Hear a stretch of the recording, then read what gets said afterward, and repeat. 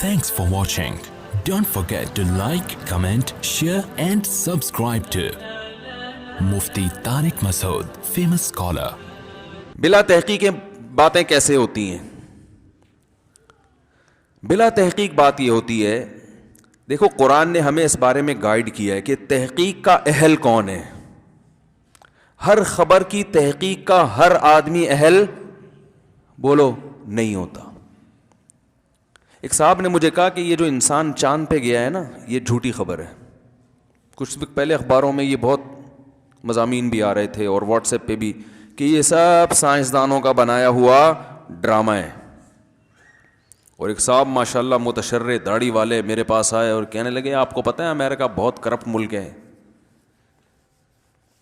اور دلیل اس کی یہ کہ یہ جو چاند پہ امریکی سائنسدان گئے ہیں نا، یہ گئے ہوئے نہیں ہیں، اس نے دنیا کو الو بنایا ہے. میں نے کہا بھائی جان میرے سامنے تو کہہ دیا، اللہ کے سامنے کسی اور، اللہ کا واسطہ کسی اور کے سامنے ایسی بات بولو بھائی نہیں کرنا. کہہ رہے نہیں پوری ریسرچ ہے، آپ کو میں بتاتا ہوں. وہ اخبار کا ٹکڑا لا کے انہوں نے مجھے دے دیا، اور یہ دیکھو پوری ناسا کی رپورٹ ہے، پتہ نہیں کہاں کی رپورٹ ہے. یہ سارے سائنسدان ہیں، انہوں نے بتایا کہ کیسے فیک ویڈیو بنی اور کیسے یہ ہوا اور کیسے وہ ہوا، پورے کتابوں کے حوالے. اور میں نے کہا بھائی جان اس کو تحقیق نہیں بولتے کہ آپ کی تحقیق ہے. آپ کسی کی تحقیق کو کاپی پیسٹ کر رہے ہو، اور جس کی یہ تحقیق ہے اس کے بارے میں بھی آپ کو نہیں پتا کہ وہ تحقیق کا اہل بھی ہے یا نہیں ہے. اور یہ جو پیسٹ کیا ہے آپ نے، اس میں جو کتابوں کے حوالے اور ویب سائٹ کے حوالے اور یہ سب چیزوں کے اندر بھی گھس کے جا کے نہیں دیکھا آپ نے. اور جن ویب سائٹ کے حوالے انہوں نے دیے ہیں جہاں سے انہوں نے یہ مواد اٹھایا ہے، اگر ان ویب سائٹس پر یہ مواد ہو بھی تو ان ویب سائٹس کے اوتھینٹک ہونے کی بھی آپ کے پاس کوئی دلیل بولو بھائی نہیں ہے. تو میں نے کہا بھائی یہ کام آپ چھوڑ دو، یہ آپ کا کام، یہ کسی سائنٹسٹ سے پوچھو. فلکیات کے جو ماہرین ہوتے ہیں یا جو خلائی سائنسدان ہیں نا، جو خلاؤں میں سفر کرتے ہیں، ان کا اگر کوئی آپ کی سلام دعا ہے کوئی مستند ادارے میں، اس سے جا کے پوچھو، وہ بتائے گا کہ یہ صحیح لکھا ہے کہ غلط لکھا ہے. قرآن و حدیث کے نام پہ آج کل لوگ الو بناتے کہ نہیں بناتے؟ تو لوگ اس کا جواب کیا دیتے ہیں؟ بھائی علماء سے پوچھو یہ ریسرچ صحیح ہے یا؟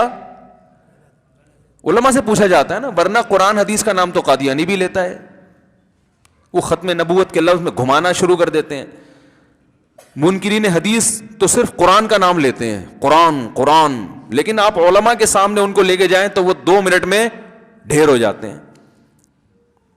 وہ کہتے ہیں ہم لیبل بہت اچھا ہے، ہم صرف قرآن کو مانتے، اللہ کی کتاب. یہ تو بخاری مسلم 3 صدی ہجری اور 2 صدی ہجری کی حدیث کی کتابیں ہیں، اور یہ تو قرآن کے خلاف سازشیں ہیں تاکہ لوگ قرآن کو چھوڑ کر ان حدیثوں پہ آ جائیں.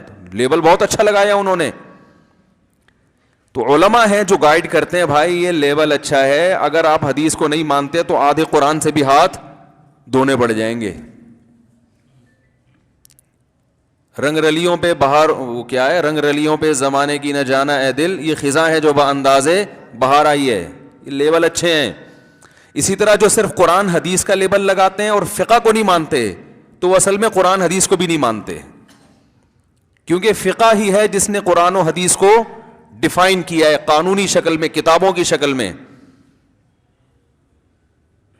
سمجھ رہے کہ نہیں سمجھ رہے؟ کیونکہ اگر آپ فقہ کو ہٹا دو گے تو قرآن اور حدیث کی پھر تشریح میں امت آوارہ ہو جائے گی، بے لگام اونٹ، جس کا منہ جدھر چاہے گا اٹھ کے جائے گا. یہ تو اللہ کا اس امت پر احسان ہوا کہ قرآن و حدیث کی تشریح میں ہمیں خود آوارہ نہیں چھوڑا. یہ مجتہدین سے اللہ نے یہ کام کروا کے، کتابیں لکھوا کے، ریٹن فارم میں لا کے یونیورسٹیوں میں اور مدرسوں میں اس علم کو اللہ نے جاری کر دیا. اب اسی پہ پابند ہونا پڑے گا. قرآن و حدیث کی اس کے علاوہ کوئی تشریح قابل قبول نہیں ہوگی.